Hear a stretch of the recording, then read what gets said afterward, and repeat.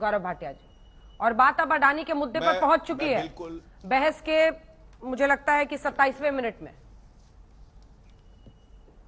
हाँ ठीक है, तो जब आप बात करते हैं कि अडानी के मुद्दे पे पहुंच गई है तो मुझे अशोक गहलोत याद आ जाते हैं। सारे आरोप राहुल गांधी लगाते हैं, लेकिन अशोक गहलोत कहते हैं अडानी जी हमारे भाई हैं, आइए बैठिए। राहुल गांधी से पूछता आज तक, बताओ राहुल गांधी ये क्या हो रहा है, तो राहुल गांधी कहते हैं सही तो किया अडानी जी हमारे स्टेट में इन्वेस्टमेंट ला रहे हैं। अगर वो राजस्थान में इन्वेस्टमेंट लाते हैं तो अच्छे हो जाते हैं, अगर वो भारत के लिए कार्य करते हैं तो वो अच्छे नहीं हैं। दूसरी बात, अब तथ्यों पे कुछ बात करते हैं।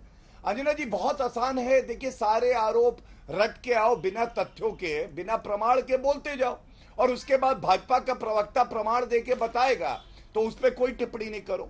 लेकिन कुछ मुद्दे मैं उठा देता हूं। सबसे पहले मैंने आपको बताया कि भारत पूरे विश्व में सबसे तेजी से बढ़ती हुई अर्थव्यवस्था है। इन्होंने कहा डेवलप्ड इकोनॉमीज की बात नहीं करी, तो मैं यही IMF का डेटा है, मैं आपको अब थोड़ा डेवलप्ड इकोनॉमीज के बारे में बताता हूं क्या ग्रोथ रेट है। उनकी ग्रोथ रेट है अमेरिका की 1%, भारत की बताई है 6.1 प्रोजेक्टेड, जर्मनी की है -0.3%। अरे भारत की बेरोजगारी की बात बताइए, भारत के इन्फ्लेशन की बात बताइए, देश पूछ रहा है आपसे। ये अंजना जी आपको सुनिश्चित भारत के MSME की बात बताइए। क्या हो गया अभय जी? भर में घूमते हैं आप, क्या हो गया अभय जी? की बात आपके बीच में किसी ने नहीं बोला ना सर, शाउटिंग मैच नहीं करना है यहाँ पे। क्यों रोज आप लोग इस तरह से, मतलब मॉनिटर बनना अच्छा थोड़ी लगता है मुझे। जी जी जी प्लीज सर। मिस्टर भाटिया नहीं मॉनिटर। धन्यवाद। तो ठीक है, मैं ज्यादा समय अब इस बिंदु पे नहीं लूंगा। मैं दर्शकों को केवल बताना चाह रहा था, बिना अध्ययन के बिना जाने केवल यहाँ पे आके अनर्गल आरोप लगाते हैं। दूसरी बात, इन्होंने मुझे उकसाया, अंजना जी इन्होंने मुझे उकसाया आओ अनएम्प्लॉयमेंट पे आओ, तो मैं अनएम्प्लॉयमेंट पे अब बात करता हूं। देखिए लेटेस्ट CMI डेटा है, ये कल का है, और भारत का जो अनएम्प्लॉयमेंट रेट है 7.1 है। आपको मालूम है राजस्थान में कितना है? 28.5, झारखंड में 18%, बिहार में 19.1%। मतलब भारत का जो अनएम्प्लॉयमेंट दर है उससे 4 गुना ज्यादा राजस्थान में है। अब भाजपा शासित प्रदेशों पे आते हैं, असम में 4.7%, गुजरात में 2.3, कर्नाटका में 2.5%, मध्य प्रदेश 3.2%, महाराष्ट्र 3.1, उत्तर प्रदेश 4.3, उत्तराखंड 4.2। अब आप मुझे बताइए, अनएम्प्लॉयमेंट की बात तो वो कर रहे हैं जिनके प्रदेश में देश की तुलना में 4 गुना ज्यादा अनएम्प्लॉयमेंट है। दूसरी बात, पेट्रोल डीजल पे आते हैं, क्रूड ऑयल के प्राइस, सारा कुछ छोड़िए। मेरे पास तो हिमाचल प्रदेश की सरकार का 1 महीना नहीं हुआ था सत्ता में आए, मैनिफेस्टो में वादा किया था महंगाई की मार से जनता को राहत देंगे, और 3 रुपए डीजल पे वैट बढ़ा दिया। ये दूसरा प्रश्न है, पूछिएगा राजस्थान में 28.5 क्यों है बेरोजगारी दर, और इतना महंगा डीजल 3 रुपए वैट और बढ़ा दिया, ऐसा क्यों? जयराम रमेश से आज तक बहुत तेज चैनल है, जयराम रमेश से पूछा, जयराम रमेश जी आपने तो वादा किया था नहीं बढ़ाएंगे, उन्होंने कहा हमसे ना पूछो। अब अंजना जी आप मुझे बताइए, अगर राहुल गांधी से ना पूछे हैं और कांग्रेस पार्टी की सरकार है उनसे ना पूछे तो किससे पूछे? तीसरी बात इन्होंने करी, इंसॉल्वेंसी कोड, हेयरकट मिल रहा है।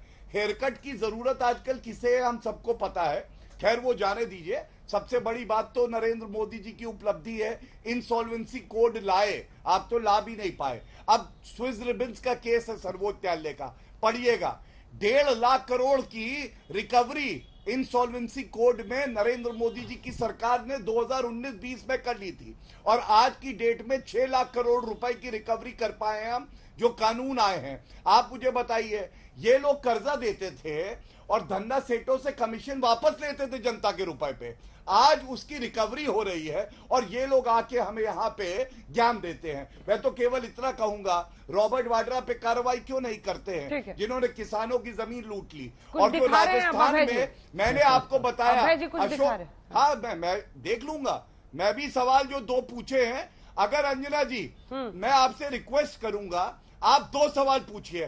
पहले, राजस्थान में बेरोजगारी दर 28.5% है, राहुल गांधी को क्या हक है उस पर बात करें, और दूसरा 3 रुपए डीजल जो है वो कैसे वैट बढ़ाया आपने डीजल पे हिमाचल में?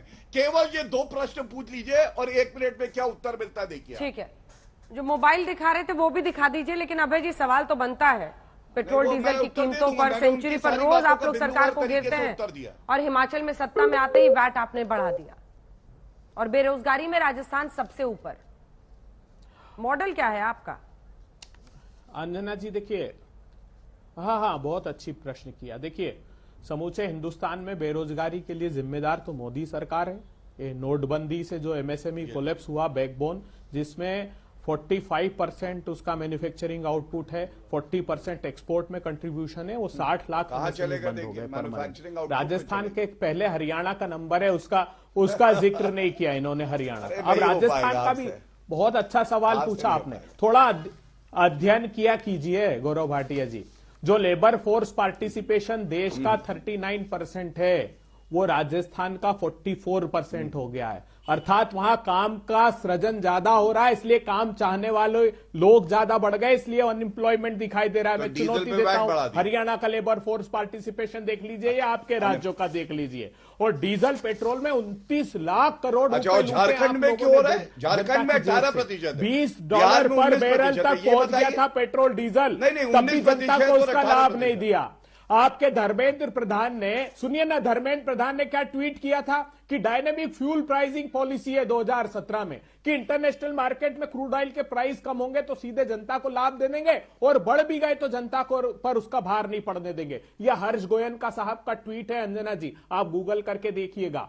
Public money being stolen through 80-90% haircut in NCLT resolution cases says Harsh Goenka. ये मैं नहीं कह रहा हूं, सारे उद्योगपति कह रहे हैं। तो कुछ तो थोड़ी सी शर्म कीजिए। अरे आपने, अडानी साहब क्या कह रहे हैं कि ये देश पर हमला है। अरे नहीं साहब, आपने इस देश पर हमला किया है। जो संसाधनों की संगठित लूट हिंदुस्तान की है, वो हिंदुस्तान पर हमला था। इसीलिए तो किसानों की आमदनी 27 रुपए और धन्ना सेठ 1002 करोड़ रुपए रोज कमाने लगे अंजना जी। इसीलिए ये अर्थव्यवस्था को गर्त में इन लोगों ने डाल दिया। मैं तो हाथ जोड़कर प्रार्थना करता हूं प्रधानमंत्री जी, एमएसएमई को रिवाइव कीजिए, जो हिंदुस्तान की बैकबोन है। इस बजट में कम से कम हम आपसे उम्मीद करते हैं कि जो एमएसएमई है उसकी फोकस अगर अप्रोच की तो सच में जो ग्रोथ है वो दिखाई देगी। नहीं तो ये जो ग्रोथ है सिर्फ 4 धन्ना सेठों की है, बाकी हिंदुस्तान के लोग तो अंतिम पंक्ति में खड़े हुए ठगा सा महसूस कर रहे हैं।